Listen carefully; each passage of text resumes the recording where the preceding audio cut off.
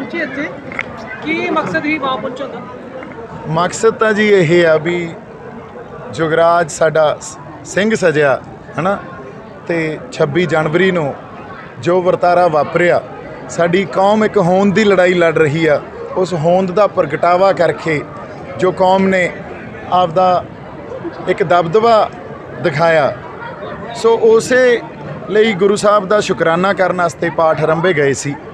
ਤੇ ਅੱਜ ਅਰਦਾਸ ਹੋਈ ਆ, ਦੇਗ ਵਰਤੀ ਆ ਜੀ। ਉਸ ਤੋਂ ਬਾਅਦ ਤੇ ਅਸੀਂ ਗੁਰੂ ਸਾਹਿਬ ਨੂੰ ਸਰਬੱਤ ਦੇ ਭਲੇ ਦੀ ਅਰਦਾਸ ਕੀਤੀ ਆ, ਤੇ ਇਸੇ ਤਰ੍ਹਾਂ ਚੜ੍ਹਦੀ ਕਲਾ 'ਚ ਸਾਡੀ ਕੌਮ ਰਹੇ, ਸਾਡੇ ਕਿਸਾਨੀ ਸੰਘਰਸ਼ ਅਸੀਂ ਜਿੱਤ ਕੇ ਆਈਏ, ਤੇ ਸਾਡੇ ਜੁਗਰਾਜ ਵਰਗੇ ਯੋਧੇ ਇਹੀ ਚੜ੍ਹਦੀ ਕਲਾ ਦਾ ਪ੍ਰਤੀਕ ਸਾਨੂੰ ਹਮੇਸ਼ਾ ਦਿੰਦੇ ਰਹਿਣ, ਤਾਂ ਕਿ ਆਉਣ ਵਾਲੀਆਂ ਨਸਲਾਂ ਵੀ ਇਹਨਾਂ ਗੱਲਾਂ ਤੋਂ ਪ੍ਰੇਰਿਤ ਹੋ ਸਕਣ। ਇਹੀ ਮਕਸਦ ਸੀ। ਜੋ ਕੱਲ ਜੀ ਹਰਿਆਣੇ ਦੇ ਵਿੱਚ ਭਾਣਾ ਵਾਪਰਿਆ, ਜਿਹੜੇ ਆਪਣੇ ਕਿਸਾਨ ਵੀਰ ਸਨ, ਪੰਜਾਬ ਦੇ ਸਨ, ਕੁਝ ਹਰਿਆਣੇ ਦੇ, ਪਰ ਜਿਸ ਤਰੀਕੇ ਦੇ ਨਾਲ ਖੇਤਾਂ ਦੇ ਵਿੱਚ ਭਜਾ ਕੇ ਕੁੱਟਿਆ, ਤੇ ਉਹਦੇ ਪਿੱਛੇ ਕੋਈ ਵਜ੍ਹਾ, ਕੋਈ ਜਿਸ ਤਰੀਕੇ ਦੇ ਨਾਲ ਐਸਾ ਤਾਂ ਨਹੀਂ ਹੈ ਵੀ ਜਿਹੜਾ ਇਲੈਕਸ਼ਨ ਆ ਰਿਹਾ 2022 ਦਾ ਵਿਧਾਨ ਸਭਾ ਵਾਲਾ, ਵੀ ਕਿਸੇ ਨਾ ਕਿਸੇ ਤਰੀਕੇ ਨਾਲ ਕਿਸਾਨਾਂ ਨੂੰ ਘੜੇੜਿਆ ਜਾਵੇ? ਦੇਖੋ, ਪਹਿਲੇ ਦਿਨ ਤੋਂ ਹੀ ਅਸੀਂ ਕਲੀਅਰ ਹਾਂ ਵੀ ਇਹ ਤਾਨਾਸ਼ਾਹੀ ਕੰਮ ਕਰ ਰਹੇ ਆ, ਹੈ ਨਾ। ਇੱਥੇ ਕੋਈ ਲੋਕਤੰਤਰ ਦਾ ਕੋਈ ਢਾਂਚਾ ਨਹੀਂ ਆ, ਇਹ ਤਾਨਾਸ਼ਾਹ ਬਣੇ ਹੋਏ ਆ। ਅੱਜ ਸਾਲ ਦੇ ਕਰੀਬ ਹੋਣ ਆ ਗਿਆ, ਤੁਸੀਂ ਵੇਖੋ, ਹੈ ਨਾ, ਸਾਲ ਤੋਂ ਉੱਤੇ ਹੋ ਗਿਆ ਜਦੋਂ ਕਿਸਾਨੀ ਸੰਘਰਸ਼ ਆਪਾਂ ਸ਼ੁਰੂ ਕੀਤਾ। ਇਹਨਾਂ ਨੇ ਕਿਸੇ ਤਰ੍ਹਾਂ ਕੋਈ ਇਨਸਾਨੀਅਤ ਵਾਲੀ ਗੱਲ ਕੀਤੀ ਆ? ਇੱਕ ਵੀ ਗੱਲ ਦੱਸ ਦਿਓ ਜੋ ਕੱਲ ਹੋਈ ਦੇਖ ਕੇ ਕਿੰਨਾ ਦਿਲ ਦੁਖੇ ਆ, ਹੈ ਨਾ। ਉਹੀ ਗੱਲ ਆ, ਹਿਰਦੇ ਬਲੁੰਦਰੇ ਗਏ ਜਦੋਂ ਸਾਡੇ ਬਜ਼ੁਰਗ ਇਹ ਜਿਸ ਤਰ੍ਹਾਂ ਉਹਨਾਂ ਨੇ ਲਾਠੀ ਚਾਰਜ ਕੀਤਾ। ਮੈਂ ਇੱਕ ਵਾਰੀ ਬਜ਼ੁਰਗਾਂ ਨੂੰ ਇਹ ਗੱਲ ਕਹਿਣਾ, ਤੁਸੀਂ ਨੌਜਵਾਨਾਂ ਨੂੰ ਹੋਕਾ ਤਾਂ ਦਿਓ, ਤੁਹਾਨੂੰ ਫਿਰ ਦਿਖਾਈਏ ਅਸੀਂ ਪੈਂਥਰੇ, ਹੈ ਨਾ। ਗੱਲ ਇਹ ਆ ਵੀ ਤੁਸੀਂ ਬੜਾ ਇਹਨਾਂ ਦੇ ਸਾਹਮਣੇ ਹੱਥ ਜੋੜ ਕੇ ਸੰਘਰਸ਼ ਕਰ ਲਿਆ। ਇੱਕ ਵਾਰੀ ਨੌਜਵਾਨਾਂ ਨੂੰ ਹੋਕਾ ਤਾਂ ਦਿਓ, ਫਿਰ ਇਹਨਾਂ ਨੂੰ ਵਾਹਣੀ ਨਾ ਪਾਈਏ, ਫਿਰ ਵੇਖਦੇ ਆ ਕਿਵੇਂ ਇਹ ਲਾਠੀ ਚਾਰਜ ਕਰਦੇ ਆ, ਹੁੰਦਾ ਕੀ ਆ। ਜਿਹੜਾ ਸੰਘਰਸ਼ ਆ ਤੁਹਾਡੇ ਵੱਲੋਂ 32 ਜਥੇਬੰਦੀਆਂ ਨਾਲ ਇਕੱਠੇ ਲੜਿਆ ਜਾ ਰਿਹਾ ਕਿ ਕੁਝ ਵਖਰੇਵਾਂ? ਨਹੀਂ ਜੀ, ਦੇਖੋ, ਵਿਚਾਰਾਂ ਦੇ ਵਖਰੇਵੇਂ ਹੋ ਸਕਦੇ ਆ, ਜਿਹੜੇ ਕਿ ਹੈਗੇ ਵੀ ਆ, ਪਰ ਸੰਘਰਸ਼ ਤਾਂ ਸਾਂਝਾ ਨਾ, ਇਕੱਠੇ ਲੜ ਰਹੇ ਆ। ਇਸੇ ਕਰਕੇ ਸ਼ੰਭੂ ਤੇ ਚਾਹੇ ਅੱਡ ਬੈਠੇ ਰਹੇ, ਕਿਉਂਕਿ ਉਦੋਂ ਪੰਜਾਬ ਦੀ ਧਰਤੀ ਤੋਂ ਸੰਘਰਸ਼ ਲੜਿਆ ਜਾ ਰਿਹਾ ਸੀ, ਤੇ ਉਦੋਂ ਵੱਖ-ਵੱਖ ਧਰਨੇ ਪੰਜਾਬ 'ਚ ਸਾਰੀਆਂ ਥਾਵਾਂ ਤੇ ਲੱਗੇ ਹੋਏ ਸੀ। ਉਸੇ ਤਰ੍ਹਾਂ ਇੱਕ ਸ਼ੰਭੂ ਮੋਰਚਾ ਲੱਗਿਆ ਸੀ, ਪਰ ਜਿੱਦਾਂ ਦਿੱਲੀ ਗਏ ਆ ਕੋਈ ਵੱਖਰੀ ਸਟੇਜ ਨਹੀਂ ਲਾਈ, ਕਿਸੇ ਤਰ੍ਹਾਂ ਦਾ ਕੋਈ ਵਖਰੇਵਾਂ। ਜਦੋਂ ਮੈਨੂੰ ਉਹਨਾਂ ਨੇ, ਸਾਡੇ ਬਜ਼ੁਰਗਾਂ ਨੇ ਇਹ ਗੱਲ ਆਖੀ ਵੀ ਤੁਸੀਂ ਸਟੇਜ ਤੋਂ ਨਹੀਂ ਬੋਲਣਾ, ਮੈਂ ਕਿਹਾ ਸਿਰ ਮੱਥੇ, ਥੱਲੇ ਸੰਗਤ 'ਚ ਜਾ ਕੇ ਬੈਠੇ ਰਹੇ, ਹੈ ਨਾ। ਸੋ ਇਸ ਗੱਲ ਨੂੰ ਪ੍ਰਚਾਰਿਆ ਬਹੁਤ ਗਿਆ ਵੀ ਦੀਪ ਸਿੱਧੂ ਕੋਈ ਵੱਖ ਸੰਘਰਸ਼ ਲੜ ਰਿਹਾ ਨਹੀਂ, ਸੰਘਰਸ਼ ਸਾਂਝਾ। ਵਿਚਾਰਾਂ ਦਾ ਵਖਰੇਵਾਂ ਹੋ ਸਕਦਾ, ਬਿਰਤਾਂਤ ਵੱਖਰਾ ਹੋ ਸਕਦਾ, ਉਹਦੇ ਨਾਲ ਸੰਘਰਸ਼ 'ਚ ਅਸੀਂ ਪਾਟੋ ਧਾੜ ਹੋਈਏ ਜਾਂ ਵੱਖਰਾ ਸੰਘਰਸ਼ ਹੋਵੇ, ਉਹਦਾ ਮਤਲਬ ਇਹ ਕਦੇ ਵੀ ਨਹੀਂ।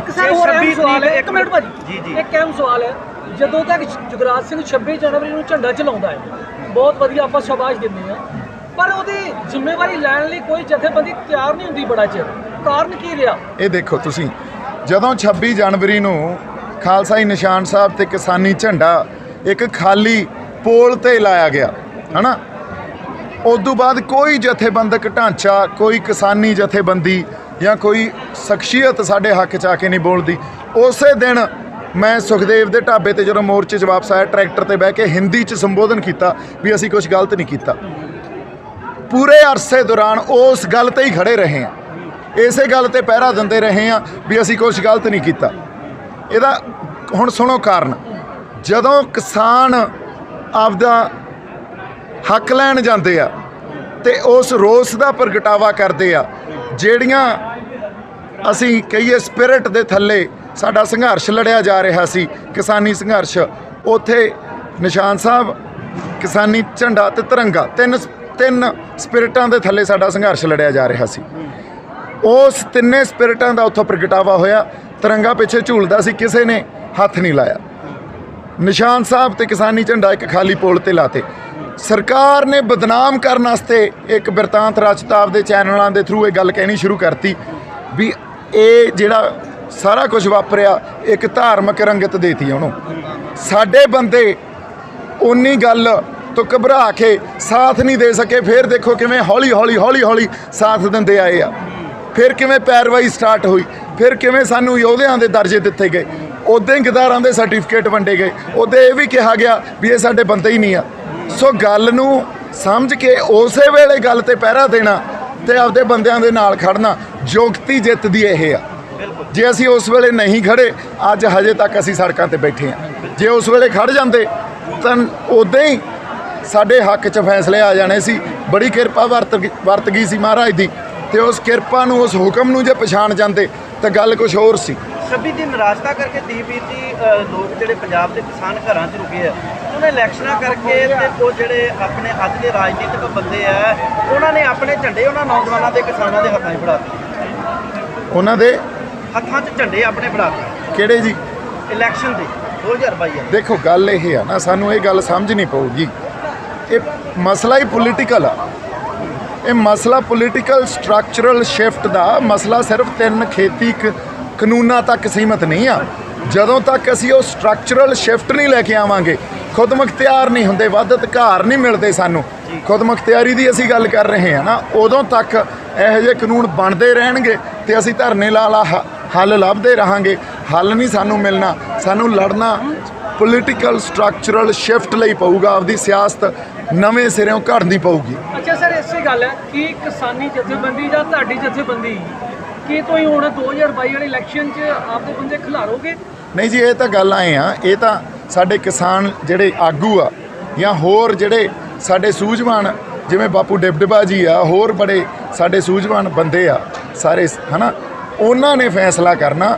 ਮੈਂ ਤਾਂ ਉਸ ਹਰ ਸ਼ਖਸ ਦੇ ਨਾਲ, ਹਰ ਜਥੇਬੰਦੀ ਦੇ ਨਾਲ ਆ, ਜਾਂ ਜਗਰਾਜ ਵੀ ਉਸ ਹਰ ਸ਼ਖਸ ਜਾਂ ਜਥੇਬੰਦੀ ਨਾਲ ਆ ਜਿਹੜੀ ਪੰਜਾਬ ਪ੍ਰਸਤ ਆ ਤੇ ਪੰਥ ਪ੍ਰਸਤ ਆ। ਠੀਕ ਹੈ ਜੀ। ਕੀ ਸਰ ਲੱਗਦਾ ਹੈ ਵੀ ਆਪਾਂ ਜਿਹੜਾ ਕਿਸਾਨ ਸੰਘਰਸ਼ ਦਿੱਲੀ ਤੋਂ ਜਿੱਤ ਕੇ ਵਾਪਸ ਆਵਾਂਗੇ? ਇਹਦਾ ਜਵਾਬ ਤਾਂ ਜੁਗਰਾਜ ਸਿੰਘ ਤੋਂ ਲਓ, ਸਾਡੇ ਸਿੰਘ ਸਾਹਿਬ ਤੋਂ ਲਓ ਜੀ ਇਹਦਾ ਜਵਾਬ। ਹਾਂਜੀ ਭਾਈ ਜੁਗਰਾਜ ਸਿੰਘ ਜੀ, ਇਸ ਤਰੀਕੇ ਦੇ ਨਾਲ ਹੁਣ ਬੈਠੀਆਂ ਆਪਣੀਆਂ ਜਥੇਬੰਦੀਆਂ ਦਾਅਵਾ ਕਰਦੀਆਂ ਵੀ ਜਿੱਤਾਂਗੇ, ਤੇ ਤੁਹਾਨੂੰ ਲੱਗਦਾ ਵੀ ਉਹ ਜਿੱਤ ਪ੍ਰਾਪਤ ਕਰਕੇ ਮੁੜਦੀਆਂ? ਦੇਖੋ ਜੀ, ਇਹਦਾ ਬਾਰੇ ਤਾਂ ਪਹਿਲਾਂ ਹੀ ਜਾਣਨਾ ਅਸੀਂ ਪਾ ਚੁੱਕੇ ਹਾਂ। ਜੇ ਜਿੱਤ ਪ੍ਰਾਪਤ ਕਰਨੀ ਹੁੰਦੀ ਤਾਂ ਉਦੋਂ ਸਾਡਾ ਸਟੈਂਡ ਲੈਂਦੇ। ਜੇ ਜਿੱਤ ਪ੍ਰਾਪਤ ਕਰਨੀ ਹੁੰਦੀ ਤਾਂ ਉਦੋਂ ਸਾਡਾ ਸਟੈਂਡ ਲੈਂਦੇ। ਹੁਣ ਗੁਰੂ ਮਹਾਰਾਜ ਦੀ ਕਿਰਪਾ ਨਾਲ ਅਸੀਂ, ਜਿਵੇਂ ਬਾਈ ਨੇ ਕਿਹਾ, ਗੁਰੂ ਦੇ ਅਧੀਨ ਚੱਲਾਂਗੇ, ਗੁਰੂ ਤੋਂ ਆਗਿਆ ਲੈ ਕੇ ਜਿੱਤ ਪ੍ਰਾਪਤ ਜ਼ਰੂਰ ਕਰਾਂਗੇ। ਇਹਨਾਂ ਕਾਮਰੇਡਾਂ ਤੋਂ ਜਿੱਤ ਤਾਂ ਨਹੀਂ ਹੋਣੀ, ਮੈਂ ਖੁਦ ਕਹਿੰਦਾ ਇਹਨਾਂ ਤੋਂ ਨਹੀਂ ਹੋਣੀ ਜਿੱਤ ਪ੍ਰਾਪਤ। ਇਹ ਤਾਂ ਖੁਦ ਆਪਣੀ ਇਲੈਕਸ਼ਨ ਨੂੰ ਡੀਕ ਰਹੇ ਆ। ਪਰ ਪੰਜਾਬ ਦੇ ਨੌਜਵਾਨ ਤੁਹਾਨੂੰ ਬਹੁਤ ਚਾਹੁੰਦੇ ਨੇ, ਦਿਲੀ ਤੁਹਾਡਾ ਸਤਿਕਾਰ ਕਰਦੇ ਆ, ਪਰ ਤੁਹਾਡੀ ਉਡੀਕ ਵੀ ਕਰਦੇ ਆ ਵੀ ਕਿਤੇ ਨਾ ਕਿਤੇ ਨੌਜਵਾਨ ਜਿੱਤਣ ਤੇ ਅਸੀਂ ਇਹਨਾਂ ਦਾ ਸਾਥ ਦਈਏ। ਇੱਕ ਵਾਰੀ ਹਾਂ ਤਾਂ ਕਰਕੇ ਦੇਖੋ। ਹਾਂਜੀ ਹਾਂਜੀ, ਐਸਾ ਵੀ ਹੈ। ਹਾਂਜੀ, ਕੀ ਤੁਹਾਡਾ ਪਲਾਨ ਕੀ ਹੈ? ਬਿਲਕੁਲ ਜੀ, ਨੌਜਵਾਨ ਜਿਵੇਂ ਕਹਿਣਗੇ ਆਪਾਂ ਕੌਮ ਲਈ ਲੜਾਂਗੇ, ਸੰਘਰਸ਼ ਨੂੰ ਕਾਇਮ ਰੱਖਾਂਗੇ, ਜਿੱਤ ਪ੍ਰਾਪਤ ਜ਼ਰੂਰ ਕਰਾਂਗੇ। ਬਿਲਕੁਲ। ਹਾਂਜੀ ਦੀਪ ਸਿੱਧੂ ਵੀਰ ਜੀ, ਜਿਸ ਤਰੀਕੇ ਦੇ ਨਾਲ ਤੁਸੀਂ ਲਗਜ਼ਰੀ ਲਾਈਫ ਛੱਡੀ ਹੈ ਤੇ ਤੁਹਾਨੂੰ ਕਿਤੇ ਨਿਰਾਸ਼ਤਾ ਇਹਨਾਂ ਤੋਂ, ਤੁਸੀਂ ਜ਼ਾਹਰ ਵੀ ਕੀਤਾ ਵੀ ਬਹੁਤ ਨਿਰਾਸ਼ਤਾ ਆ ਸਾਨੂੰ ਵੀ ਇਹਨਾਂ ਤੋਂ, ਇਹਨਾਂ ਦਾ ਫਰਜ਼ ਬਣਦਾ ਸੀ ਵੀ ਗਲਵੱਕੜੀ ਚ ਲੈਂਦੇ। ਨਹੀਂ, ਉਹ ਦੇਖੋ, ਉਹ ਗੱਲਾਂ ਹੁਣ ਨਾ ਪਿੱਛੇ ਰਹਿ ਗਈਆਂ। ਅੱਜ ਫੇਰ ਅਸੀਂ ਉੱਥੇ ਖੜੇ ਆ ਜਿੱਤੇ ਅਸੀਂ ਜਿੱਤ ਕੇ ਆਉਣਾ।